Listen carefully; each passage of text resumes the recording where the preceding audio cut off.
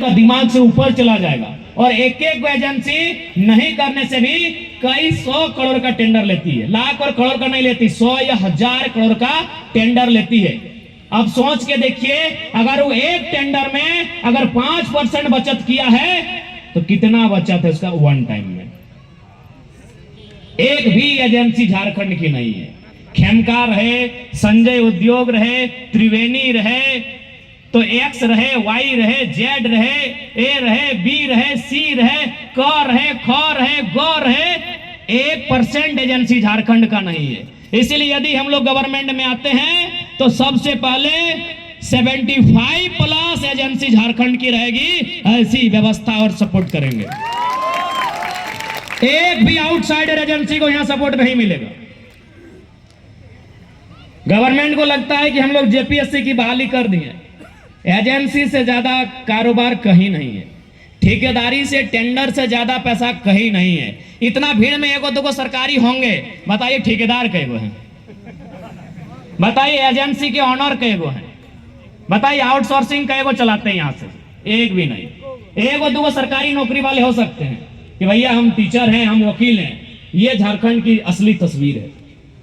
इस तस्वीर को किसी ने आपके सामने रखा ही नहीं। क्यों नहीं रखा?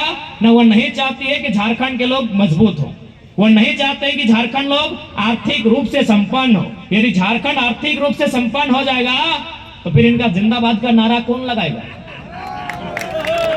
यदि झारखंड संपन्न हो जाएगा तो हेमंत सोरेन के बाद कल्पना सोरेन का नारा कौन लगाएगा?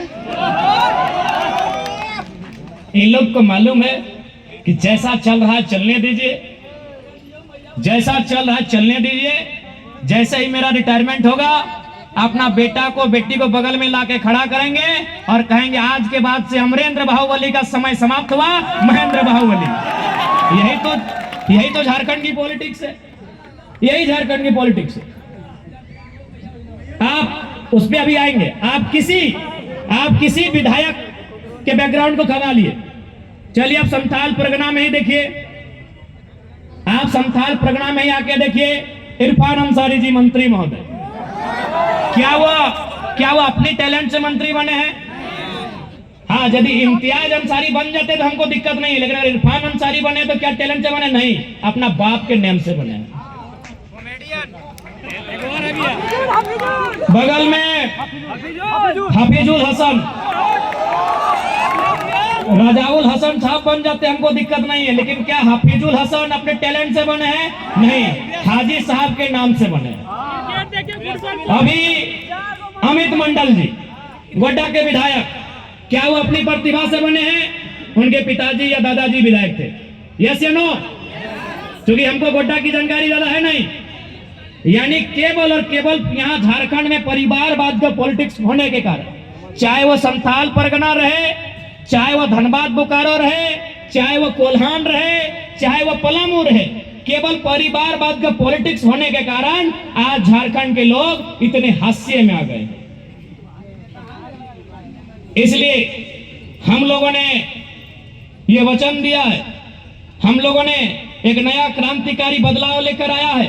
इस बदलाव का नाम ये है कि JLKM, झारखंड लोकतांत्रिक क्रांतिकारी मोर्चा से यदि कोई भी चुनाव लड़ता है, भविष्य में विधायक सांसद बनता है, तो इस बात की फुल गारंटी है उनके परिवार में किसी को टिकट नहीं दिया जाएगा। ये फुल गारंटी है। उनके फैमिली में चाहे उनकी पत्नी रहे, उनका बच्चा रहे, उनका चच्चा रहे, उनका भतीजा रहे, उनका जीजा रहे, उनके रिलेशन में टिकट नहीं दिया जाएगा। ऐसे झारखंड नहीं सुधरेगा साथियों। जो लोग अब सोच रहे हैं कि झारखंड सुधारेंगे, वो अपने परिवार को सुधारने में व्यस्त है। आपको क्या लगता है कि चंपई सोरेन जी, हमारे रजाउल भाई ने बढ़िया लिखा था कि चंपई सोरेन जो बीजेपी में चले गए कि जेएमएम में मान सम्मान कमी नहीं, कारण था कि चंपई जी को जेएमएम में केवल चंपई सोरेन को लड़ना था। बीजेपी में चले गए, अब अपन बेटवा बाबूलाल सोरेन को भी घाटशिला से लड़ाने जा रहे हैं। यानी जो इंसान 25 साल तक सत्ता